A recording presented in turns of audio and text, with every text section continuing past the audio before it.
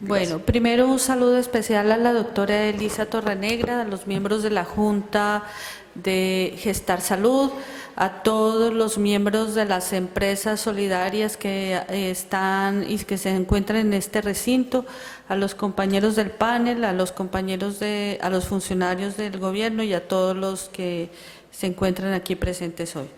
Entonces, yo quisiera dividir la presentación en qué es lo que ha pasado. Uno no puede hablar de lo que va a pasar a futuro, sino puede hablar de del pasado, de qué era lo que teníamos antes de los últimos 5 años. Quiero mencionar un poco las tensiones y las discusiones que hemos tenido, por lo menos en cifras agregadas, en la vigencia 2016, de cara a la discusión del presupuesto general de la Nación, y hablar algunos temas del futuro.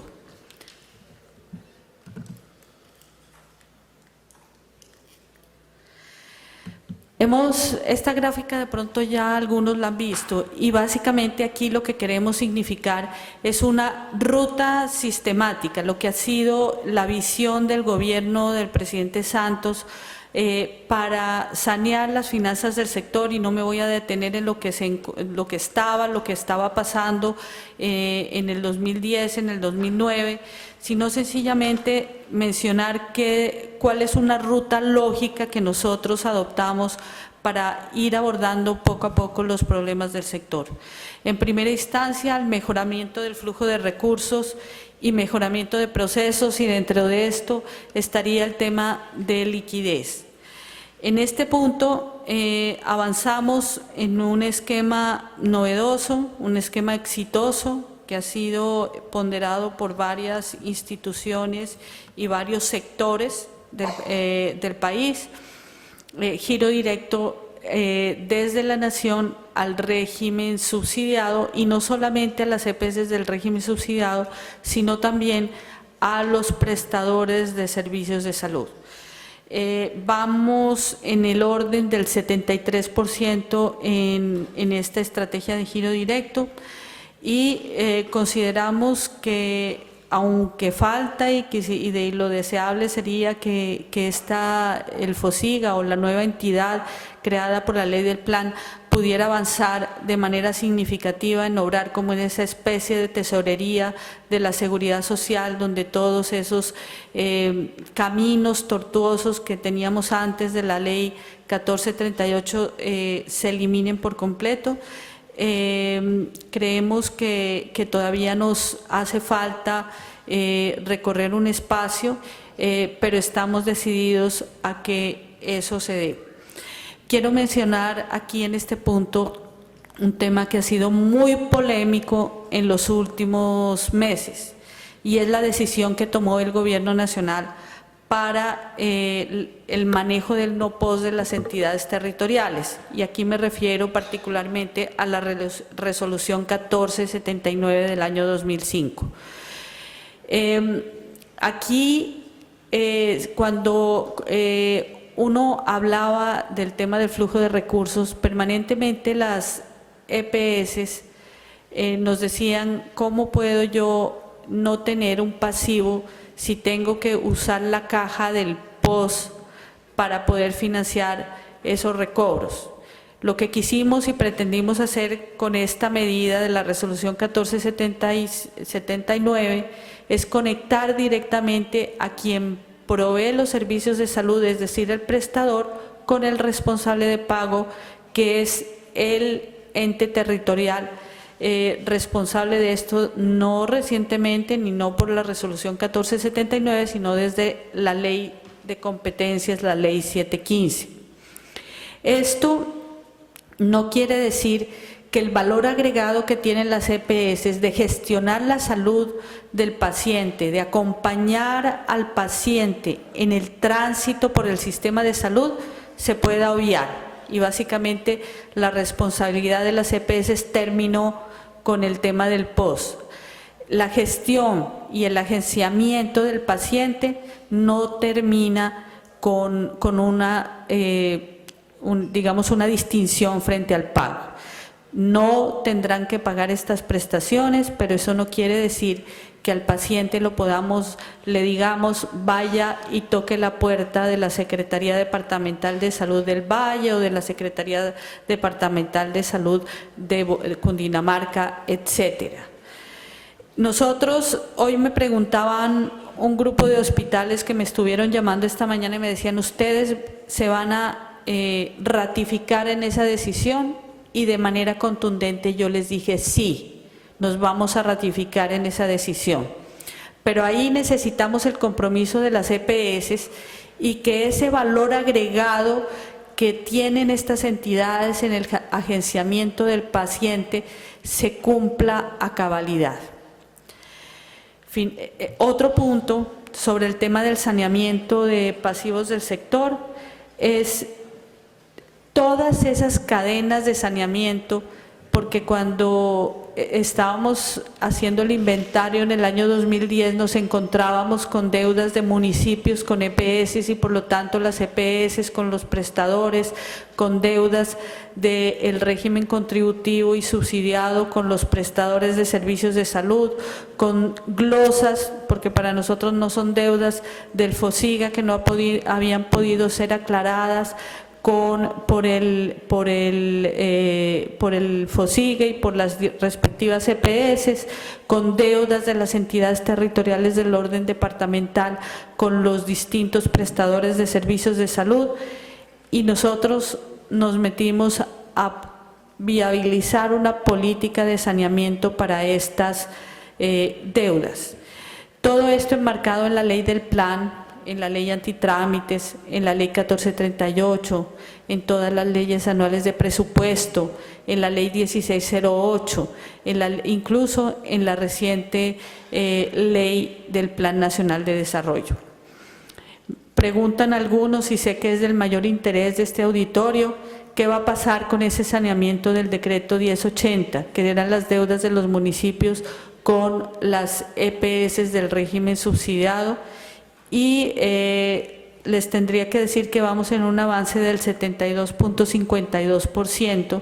Alguna vez la querida doctora Elisa me decía, frente a ese otro porcentaje nos va a tocar esperar el gota a gota, y yo tendré que decirles que sí, porque las fuentes del municipio por ahora son el Sistema General de Participaciones de Propósito General de Libre Inversión, que se está pagando gota a gota. Los municipios no tienen más recursos, y sobre todo los municipios de categorías 4, 5 y 6 para poder asumir estas deudas. Como es de conocimiento público, incluso la Nación hizo esfuerzos importantes por promover y por habilitar nuevos recursos para que estas deudas se pudieran zanjar.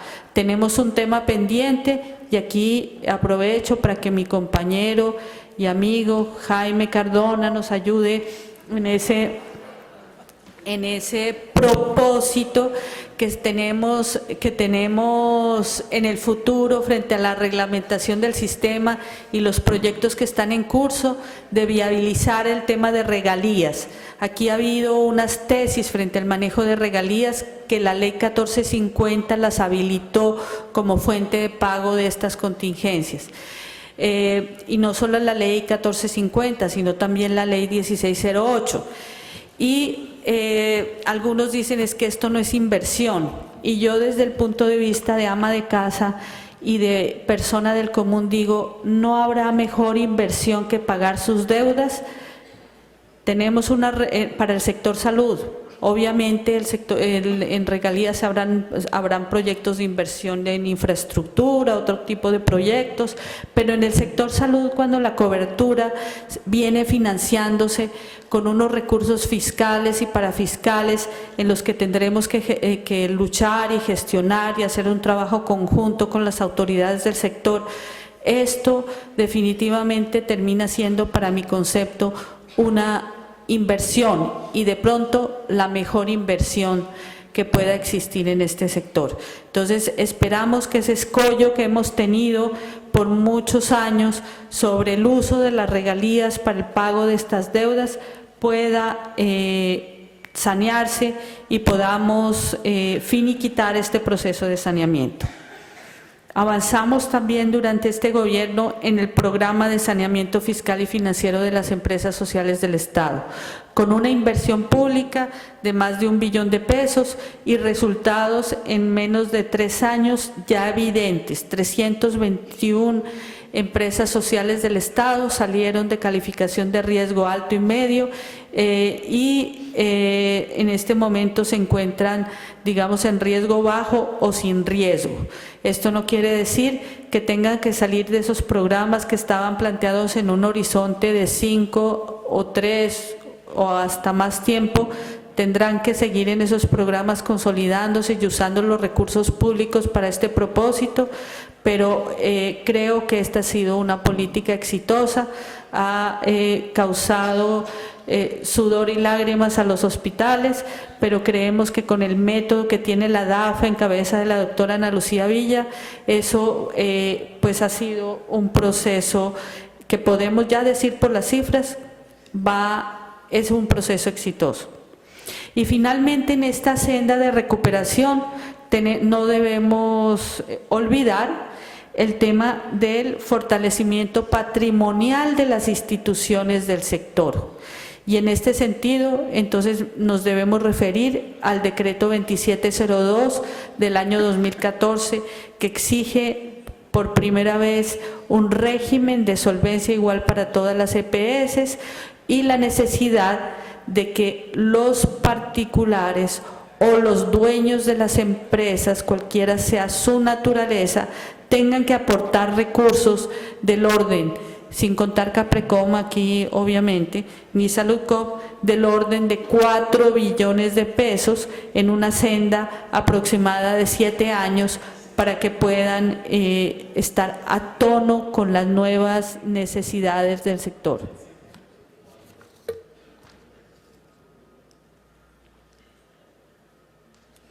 Aquí solamente para significar informar sobre los recursos habilitados para estos procesos de saneamiento. Los hemos dividido en 3: saneamiento fiscal y financiero de las empresas sociales del Estado, pago de las deudas de prestación de servicios de salud a los afiliados al Sistema General de Seguridad Social en Salud. Aquí vienen múltiples medidas, el tema de recobros, compra de cartera y demás, y el pago de las deudas no POS, de las, sobre todo las que tenían que ver con el FOSIG. Todo esto significa la habilitación de fuentes de más de 5 billones de pesos, es decir, que desde el 2011 hasta el 2015 hemos habilitado fuentes de este orden y se han cancelado y se han invertido y se han destinado al beneficiario final aproximadamente el 60% de estos recursos.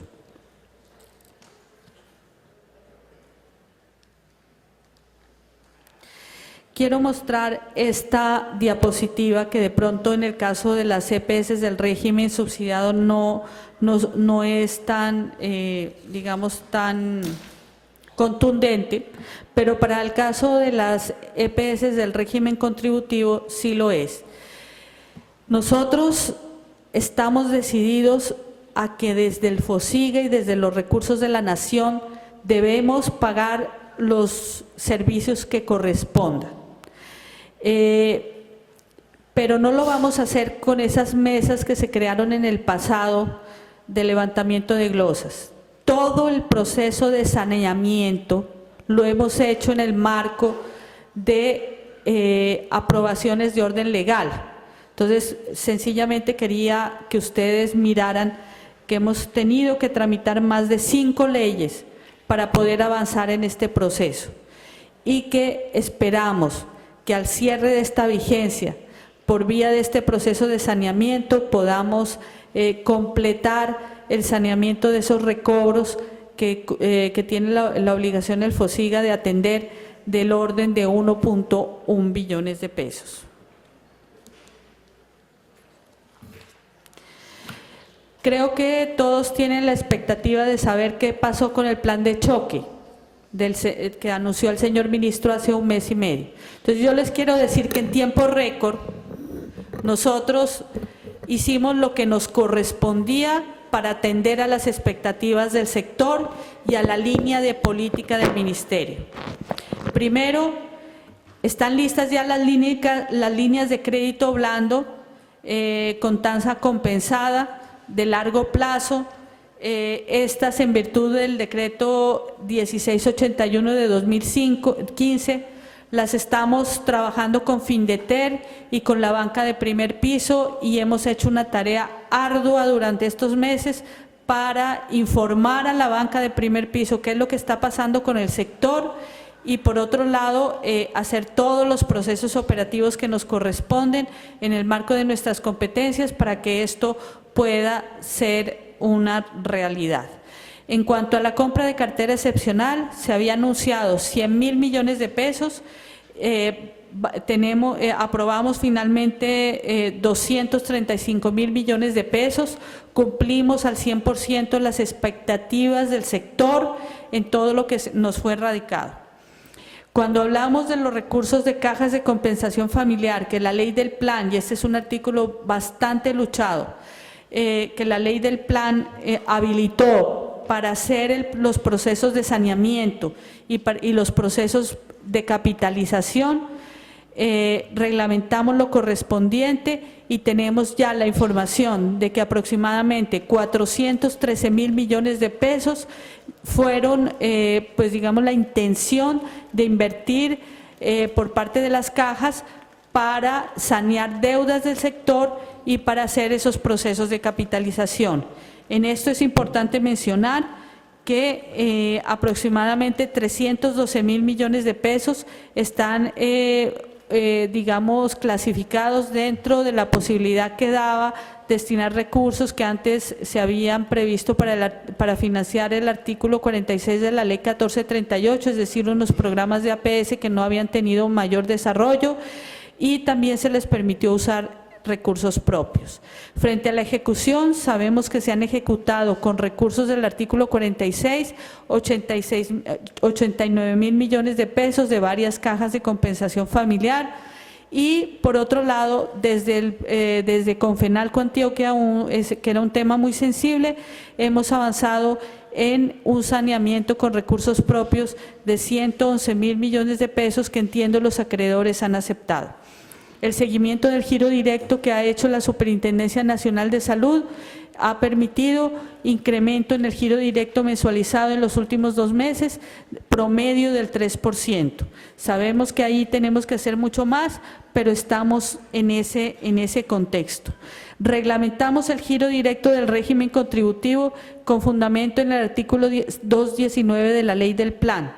Esto tiene que ver con las entidades que incumplan el régimen de solvencia en sus componentes que ustedes ya conocen, y estaremos aplicándolo en los próximos días, una vez la Superintendencia Nacional de Salud consolide las cifras sobre el defecto y establezca el proceso de seguimiento que seguramente será durante esta vigencia. Y no queremos dejar de mencionar, aunque esto no fue una de las promesas del plan de choque, que también hemos avanzado en el saneamiento de pago de recobros no POS por el orden de 109.000 millones de pesos. Para mí, unas cifras generales sobre las líneas de crédito blandas con tasa compensada. Hemos habilitado entre 800.000 y 1 billón de pesos.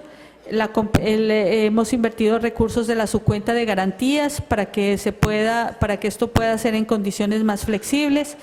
La financiación será del 100% del crédito, la tasa de redescuento será del DTF, la tasa final máxima, ese spread, será del 4% máximo para las entidades de primer piso por las que entren los solicitantes a pedir el crédito, el plazo de amortización los 7 años, y nos han pedido, y ahí hemos considerado que es razonable, un periodo de gracia de 2 años para este tipo de créditos.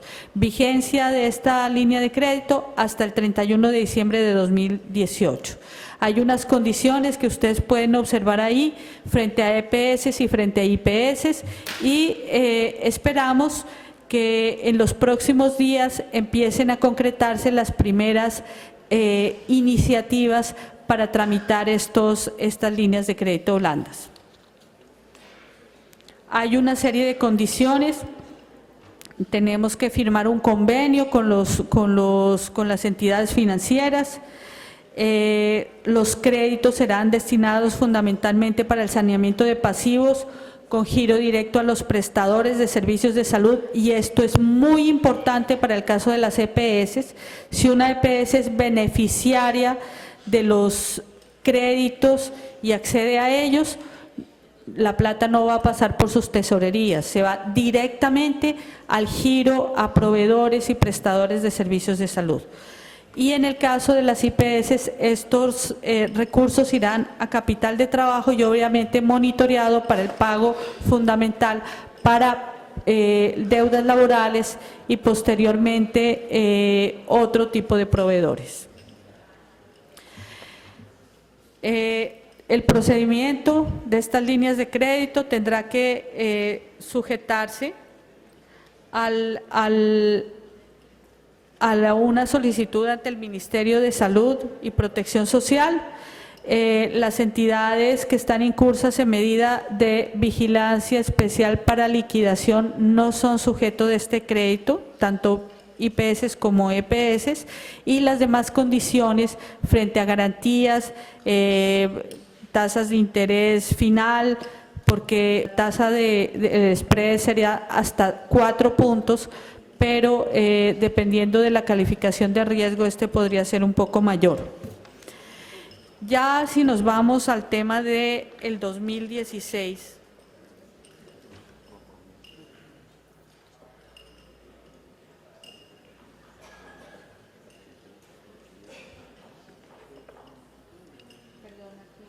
aquí me jugó una mala pasada el...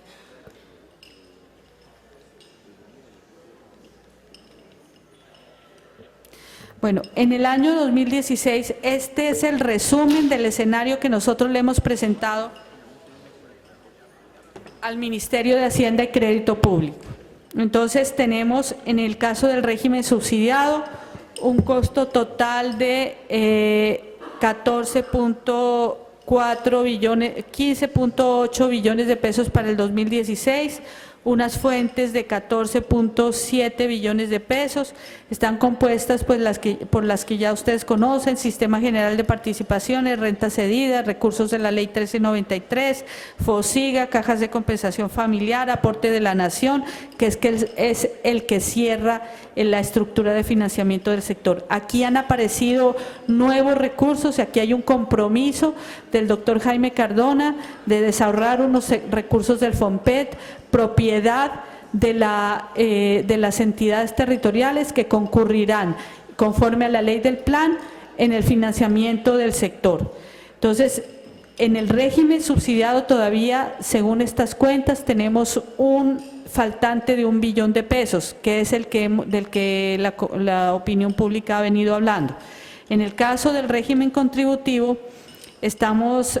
tenemos aquí un costo estimado de 20 billones de pesos para el 2016, unas fuentes aproximadas de 20 billones de pesos entre cotizaciones y CRE. Hasta ahora el CRE se ha comportado conforme a lo que teníamos estimado. Tenemos una variable importante durante este año, y es que podemos hacer unidad de caja entre las subcuentas antes de que la unidad de gestión creada por la ley del plan se implemente. Podremos hacer esta unidad de caja, pero esto realmente no nos dará mucho margen para cubrir las necesidades. Esto quiere decir que todavía tenemos un faltante de 700.000 millones de pesos que el Ministerio de Hacienda tiene conocimiento de él, y estamos en plena discusión sobre digamos, este faltante en las asignaciones presupuestales que en el contexto de la ley tiene que cerrar la Nación. Hay una serie de supuestos que hemos usado para esto. Por ejemplo, ustedes habrán visto una comunicación que suscribió el ministro al ministro de Hacienda, y se hablaba de un incremento de la UPC del 9%. Debe entenderse ese incremento como el de incremento agregado, porque ahí sumamos otra serie de elementos. Por ejemplo, Tenemos que corregir algunas desviaciones de ciudades, en las ciudades de más de 100.000 habitantes o más de 170.000 habitantes que están rezagadas. Por ejemplo, nos hablan del caso de Dos Quebradas, el caso de Tumaco. Eso tiene un costo y está contenido dentro de ese 9%. Está el tema de indígenas y otras variables, incluida las frecuencias, posibles incrementos de las frecuencias de uso. En todo caso, con todos esos aspectos, tenemos todavía un faltante del orden de 690.000 millones de pesos que estamos en discusión, que hemos llegado a unos últimos análisis con el Ministerio de Hacienda.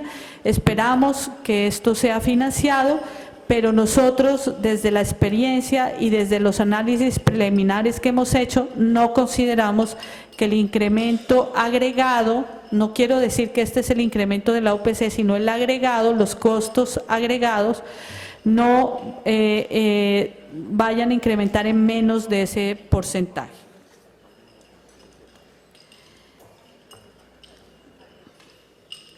Yo quisiera presentar, porque aquí no solamente es anunciar lo que nos hace falta, ¿sí? Y las necesidades en las que tenemos que concurrir desde el gobierno, los dos ministerios, sino también mirar un poco cómo ha venido evolucionando este tema de los recobros. Entonces, aquí podemos ver desde el año 2005 hasta el año 2014 cuál es la tendencia. Tendencia exponencial desde el 2005 hasta el año 2010. Posteriormente una estabilidad más o menos razonable frente derivada en gran medida de los controles de precios, de los controles administrativos, de la mejor gestión por parte del Ministerio de Salud y Protección Social, de los análisis reiterativos que hemos hecho con nuestros compañeros de Hacienda, de las decisiones que ha venido tomando el gobierno. Podemos observar en la tercera columna del cuadro a la izquierda cómo también, además de tener controlado y acotado el tema de los recobros que se pagan por FOSIGA en el régimen contributivo, el nivel de glosa ha venido disminuyendo.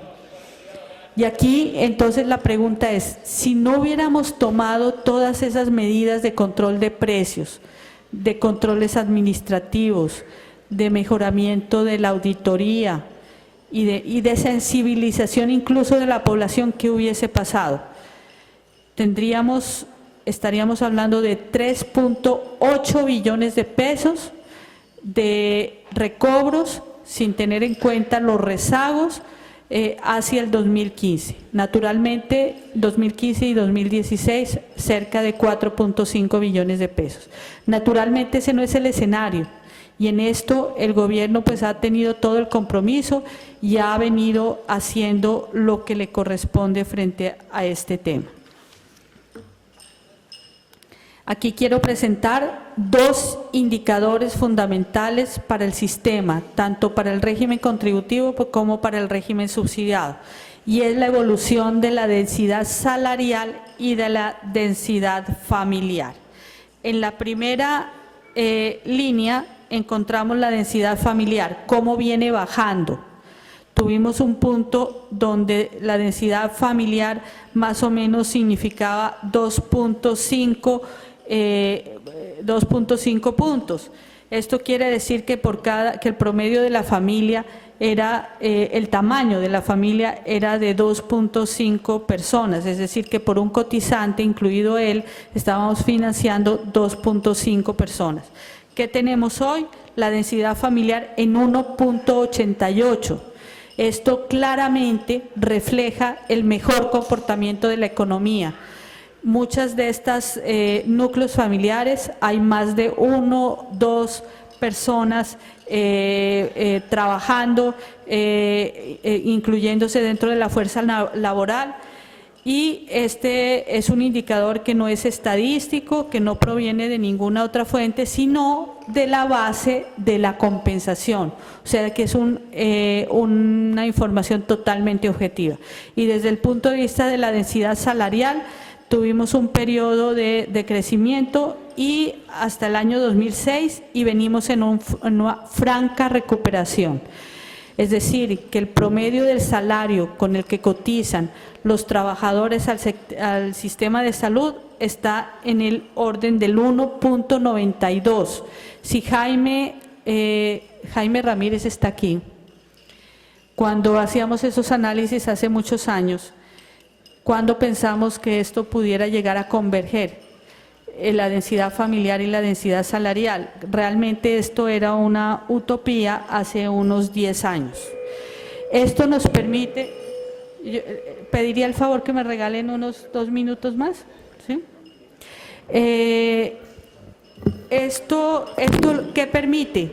Permite que tengamos recursos de superávit de la subcuenta de compensación del orden del 8% anuales, lo que nos permite financiar los recobros y otras contingencias que desde la estructura financiera del sistema no estaban previstas.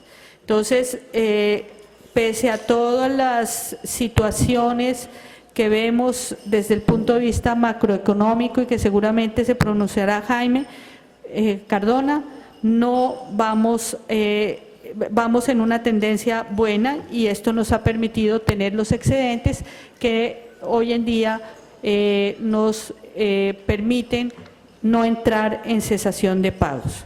Finalmente, entonces, vamos al tema de los costos futuros y aquí sencillamente unas premisas.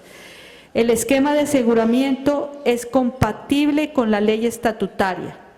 Si no es compatible este esquema de aseguramiento con la ley estatutaria, entonces, ¿qué es lo que vamos a asegurar? La Constitución Política habla de un sistema de seguridad social en salud. Entonces, para nosotros tiene que haber plan de beneficios, bien sea, puede ser un plan de beneficios más implícito que explícito, pero definitivamente tiene que existir el concepto de prima o UPC y el concepto de un paquete de beneficios. Entonces, para nosotros esta es una de las premisas con las que estamos trabajando. La ley es compatible con la existencia de límites razonables. La Corte lo ha dicho. Las exclusiones no se financian con recursos públicos. Tenemos todavía 2 años para poder abordar el mecanismo participativo que nos permita definir la metodología para abordar las exclusiones. La autonomía médica no implica ausencia de regulación. La formalización laboral debe ser progresiva. No podemos hablar en este momento de formalización laboral, seguramente tendrá que ser progresiva. Y la política farmacéutica es una política de Estado y así la seguiremos considerando. Rápidamente muestro una gráfica de el comportamiento de las frecuencias de uso, porque finalmente esto va a tener mucha incidencia en el costo del paquete de beneficios. Todavía estamos trabajando con información histórica, porque ustedes, los agentes del sistema, todavía están enviando información al ministerio, la que se está procesando, y todavía yo no les podría decir cuánto va a costar la UPC para el próximo año, pero sí hemos hecho análisis de tendencias de comportamiento de frecuencias. Tomamos frecuencias observadas, hicimos un análisis de series de tiempo con un modelo multiplicativo que nos ayudó a hacer un actuario y tenemos en cuenta el comportamiento cíclico, la estacionalidad, y la conclusión es que la serie parece no proyectar comportamientos atípicos en cuanto al incremento de frecuencias de uso. Ahí lo pueden ver ustedes en el final de la gráfica, punteado en rojo, observamos una tendencia estable. Sin embargo, quiero advertir que este no es un dato definitivo. Este es hasta ahora un ejercicio con base en la información que tenemos. Algunos EPS nos han dicho las frecuencias se han aumentado, pero eso en la práctica lo tendremos que ver. Desde este ejercicio actual de series de tiempo, no observamos que pueda evidenciarse de manera sustancial un incremento de frecuencias de uso. Quiero mencionar de manera con mucha preocupación lo que está pasando con los recobros no POS en las entidades territoriales. No sé si ustedes alcanzan a ver ahí porque quise poner a todas las entidades territoriales a partir de la información de Circular 30. Entonces aquí vemos, me voy a referir primero a un dato que no está mostrado aquí, pero en el año 2012 teníamos el no POS y el gasto de PPNA del orden de 200.000 millones de pesos agregado en todo el país.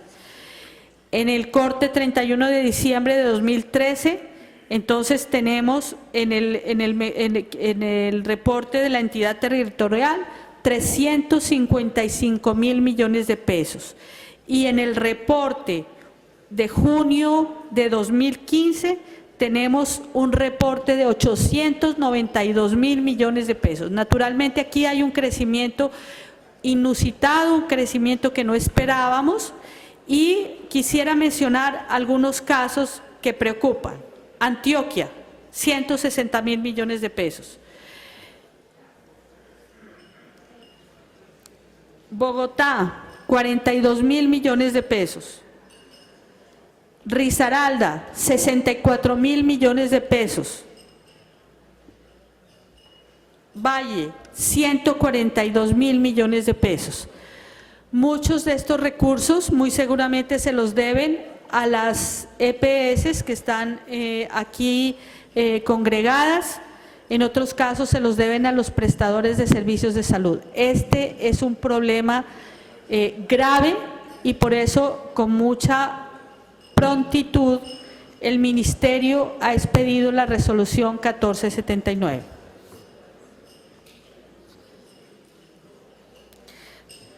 La ley estatutaria, ¿en qué se expresa en los ciudadanos, en el personal médico, en las EPS y en la regulación? Ahí ustedes pueden ver qué es lo que estamos pensando frente a cada uno de esos actores. Pero como ya me dieron tiempo ya se acabó, entonces me voy a referir sencillamente al tema de regulación del ente regulador, que en este caso es el Ministerio de Salud y Protección Social. Entonces, ¿qué vamos a hacer? Construcción de grupos de igual o similar efecto terapéutico con el propósito de construir un POS razonable. Control de la puerta de entrada en el marco de la ley del plan, de nuevas tecnologías, continuar con la política de precios. Y aquí me preguntarán, entonces, ¿qué va a pasar con el tema de tarifas? Ese tema es un tema que todavía está en discusión, pero creemos que sí toca abordarlo desde algún punto de vista y revisarlo por lo menos si el Estado tiene la posibilidad, la competencia sí la tiene, pero si sería bueno intervenir temas de tarifas. Aquí tenemos muchas dudas, pero será un aspecto que tendremos que discutir con los actores del sector.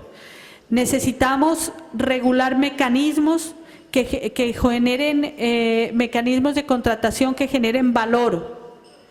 Es decir, no solamente podemos seguir hablando de la capitación del evento, aquí tenemos que aventurarnos a otros modelos de contratación que nos permitan manejar de mejor forma los riesgos en salud y lograr sobre todo resultados en salud. La estrategia de CTCs, que algunos la conocen, vamos a tratar de generar un sistema donde se pueda autorizar de manera, digamos, en un sistema de información estos CTC que en últimas termina siendo un control administrativo, pero esto no quiere decir que solamente vamos a proveer un software y nos quedamos ahí. Esta información tiene que servir para autorregulación, autorregulación de quien formula, autorregulación de los médicos y autorregulación inclusive de las EPS, porque tenemos casos en donde algunos inducen la demanda de servicios de salud. Entonces, ¿esto qué requiere para esto? Información pública. Nos hemos reunido con las sociedades científicas y todos están de acuerdo con que esto puede ser un mecanismo de autorregulación. No habrá mejor mecanismo como la transparencia, que la información sea pública, que sepamos quiénes son los que formulan, quiénes son los que prescriben, cuáles son las EPS que inducen eventualmente esa demanda de servicios, en qué regiones está sucediendo, desde qué prestadores y qué médicos lo están haciendo. La información es muy importante. Tenemos que respetar la autorregulación y la autonomía de los médicos, pero eso no quiere decir que no exista autorregulación, que la información no tenga que ser pública y que todos no podamos conocerla. Debemos continuar con la política de transparencia y el reto inmediato, el mecanismo de participación para las exclusiones, donde deberán participar usuarios, médicos, EPS, siempre revelando conflictos de interés frente a la formulación y al manejo del POS. Y finalmente yo quiero agregar un punto que es un punto de mi cosecha, y es: uno debería ir hacia una nueva cultura del manejo de la seguridad social, donde seamos capaces de apreciar el valor del sistema. Y yo creo que en esto el país tiene que reflexionar de manera profunda, porque no solamente es lo que puedan decir y hacer los reguladores, es lo que pueden hacer los pacientes, los médicos, los actores del sistema, las empresas farmacéuticas y en general toda la cadena del negocio que se ha generado o de la actividad que se ha generado en torno al sistema de salud. Quiero mencionar algunos casos que me parecen muy complejos frente a una racionalidad en el uso del recurso público. Tenemos evidencia de lo que nos han recobrado frente a medicamentos o insumos o elementos no POS. Y de esa base hemos sacado algunas cosas que nos parecen atípicas. Insumos relacionados con la alimentación, vamos por el orden de 130.000 millones de pesos recobrados al FOSIGA. Transporte, 123.000 millones de pesos. Pañales, 70.000 millones de pesos. Viáticos, 21.000 millones de pesos. Programas educativos integrales de psicopedagogía, 18.000 millones de pesos. Insumos relacionados con aseo personal y tipo cosméticos como cremas, cremas dentales, enjuagues bucales, seda dental y demás, 14.000 millones de pesos. Asistencia social, 5.000 millones de pesos.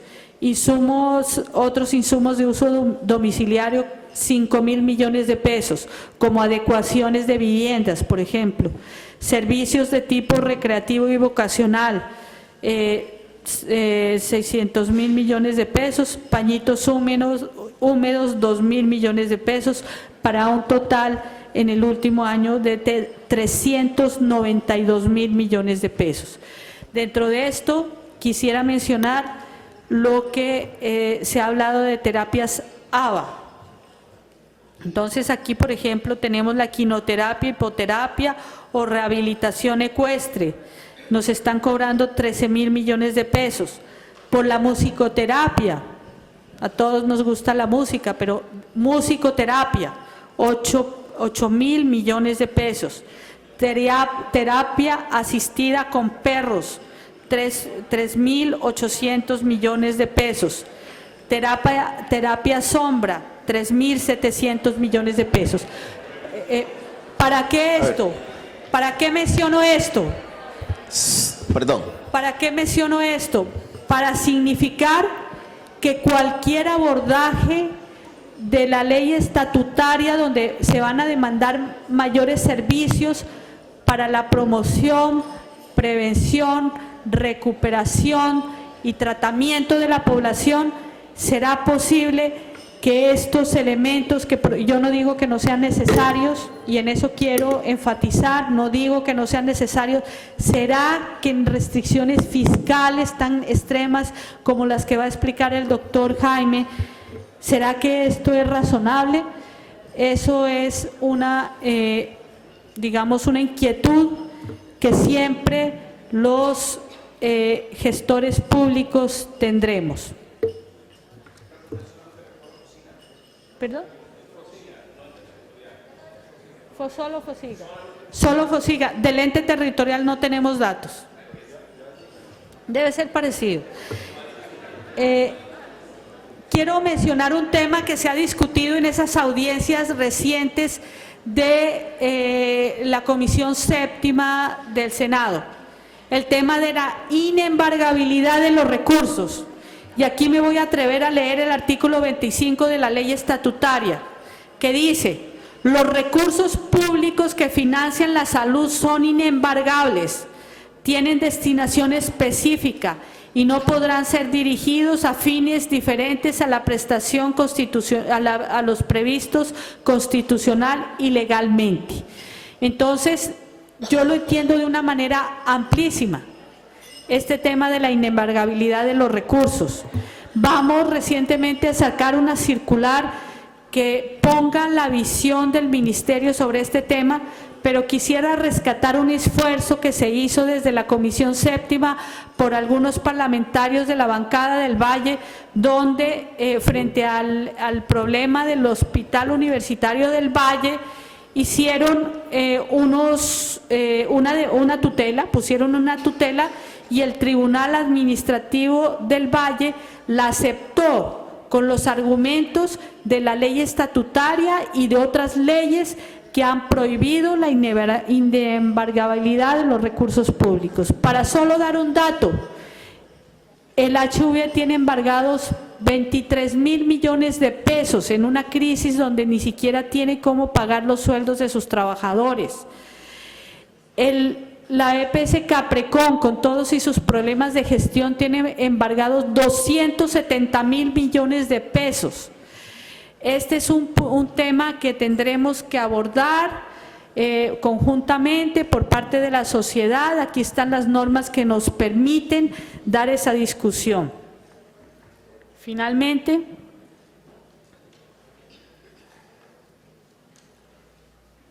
quisiera mencionar el tema del decreto 2702, no me voy a extender ahí, sencillamente ya lo mencioné, aquí se van a necesitar unos recursos de capitalización, los va a mencionar seguramente el superintendente, pero me parece que en aras del tiempo voy a saltarme a esto. Nosotros no podemos venir a un evento de estos a decir la UPC para el año 2017, después de lo que ya les conté de cómo estamos en la financiación de 2016, la UPC de 2017 va a costar esto. Aquí el abordaje de la definición del POS va a ser distinto. Va a ser por grupos terapéuticos, vamos a tener que considerar las frecuencias de uso, del solo hecho de que la gente conozca qué va a pasar con el tema de la estatutaria. Naturalmente habrá algunas frecuencias de uso, pero también necesitamos acotar y generar mecanismos para que digamos, logremos los objetivos del sector frente a eso, y esos ingredientes tendremos que ponérselos dentro de la nueva concepción del POS, porque aquí debería ser lo deseable para que los ciudadanos tengamos unas mejores condiciones de salud. Quisimos traer aquí un ejemplo, el plan del magisterio, que básicamente es un plan descrito de manera general con exclusiones. Naturalmente no podemos extrapolar las frecuencias de uso, pero ¿qué encontramos aquí? Frente a consultas médicas, odontológicas, general y especializada, las frecuencias de uso son mayores y las frecuencias de uso para esa población son del orden de 10.30% adicionales a las que se reflejan para el sistema general. En el tema de medicamentos, ellos no tienen mayor restricción, eso significa en costos un incremento de 11.92% frente a los que hoy observamos en el sistema general, para un total de 22.22% de costos adicionales.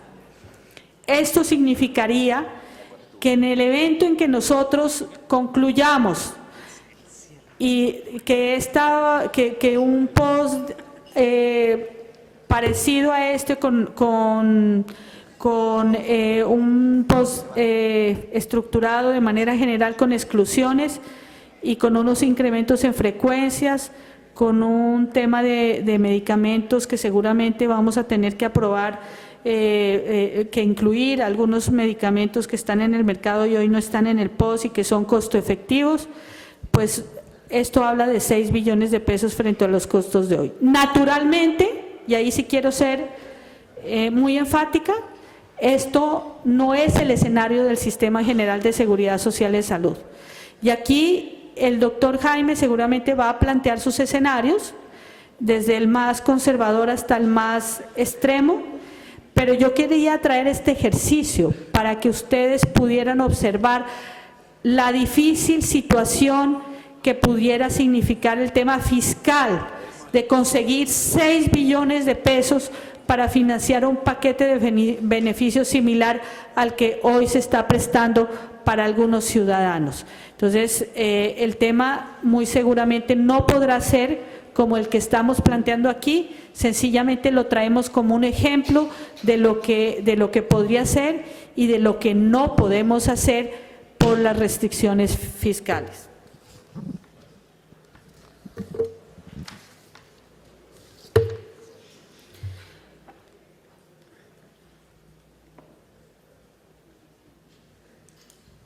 Aquí quería mencionar lo que ya el ministro ha mencionado en varias oportunidades, nuevas fuentes de recursos. Nosotros nos atrevimos a proponer, a estudiar nuevas fuentes de recursos. Si estas son las mejores alternativas, probablemente no lo son y esta discusión podrá ser mucho más amplia. Pero hemos hablado de revisión de la evasión y elusión de aportes al sistema, particularmente en el tema de rentistas de capital. Hemos hecho unos ejercicios, ahí incorporo una iniciativa de Jaime Cardona en la ley del plan, el artículo 135 de la ley del plan que se está reglamentando. Uno pudiera decir que esto nos podría generar en un ejercicio preliminar cerca de 1.6 billones de pesos. La modificación de los porcentajes de cotización, de aportes a la salud, la eliminación del tope de los 25 salarios mínimos para poder cotizar en el sistema, aproximadamente 600.000 millones de pesos. Y finalmente el impuesto que se propone y que se ha estudiado de manera en otros países y que ha tenido efectos en la salud pública, impuesto a las bebidas azucaradas, que nos permitiría, de acuerdo a las cifras disponibles, un recaudo aproximado de 1.8 billones de pesos para un total de 4.18 billones de pesos en estas iniciativas. Pueden existir otras y tampoco estamos diciendo que estas sean las que tengamos que abordar. Son temas de discusión, pero temas de discusión que tenemos que dar en el corto plazo. Ahí estamos trabajando con el Ministerio de Hacienda y es un tema sumamente discutible, pero no puedo dejar de decir que la ley estatutaria, el camino en el que entró el país, cuesta más plata. Imposible que vamos a trabajar con los mismos recursos. Esto cuesta más plata. Tenemos que hacerlo de forma razonable, con las mejores condiciones, racionalizando costos, pero esto tiene que costar más. Y estas son las propuestas que tenemos desde el Ministerio para discusión. Y en eso tenemos que hablar del gasto del bolsillo. Recientemente hicimos una actualización, ahí lo podemos ver. Colombia tiene el gasto de bolsillo más bajo de la región, 15.8%, frente a otros países como Ecuador, 51.4%, Chile, 32%, Perú, 35.7% y México, 44.1%. Entonces, el punto aquí sería, el sistema o la sociedad más bien puede aportar más recursos a la salud, de acuerdo a este análisis que hemos hecho, más gasto de bolsillo. Estas son cosas que tenemos que reflexionar y tener en cuenta para el futuro de la financiación del sistema. Yo quiero terminar diciendo, la sostenibilidad financiera y el derecho versus el derecho a la salud, cuando algunos ponen primero está la sostenibilidad, primero está el derecho y otros no, es que tenemos la sostenibilidad, es una falsa dicotomía.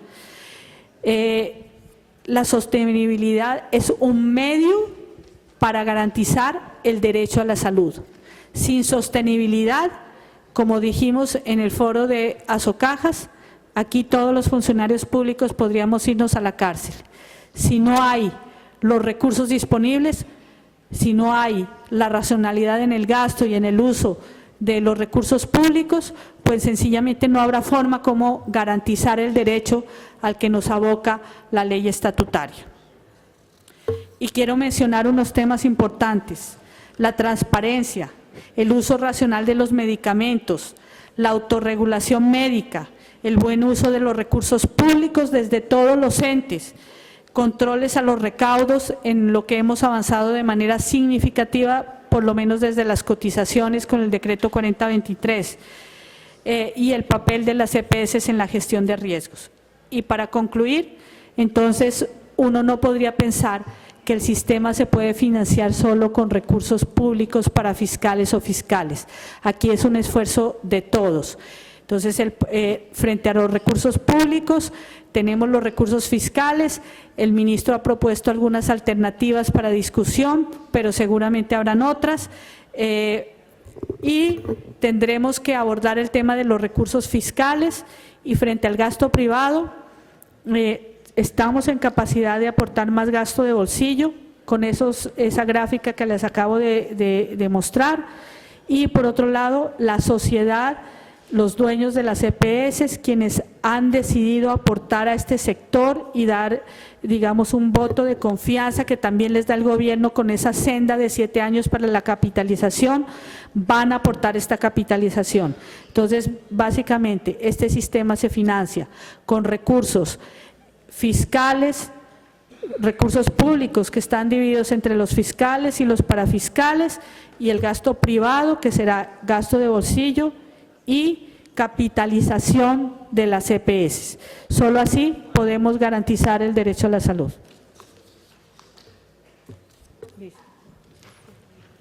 Muchas gracias, doctora.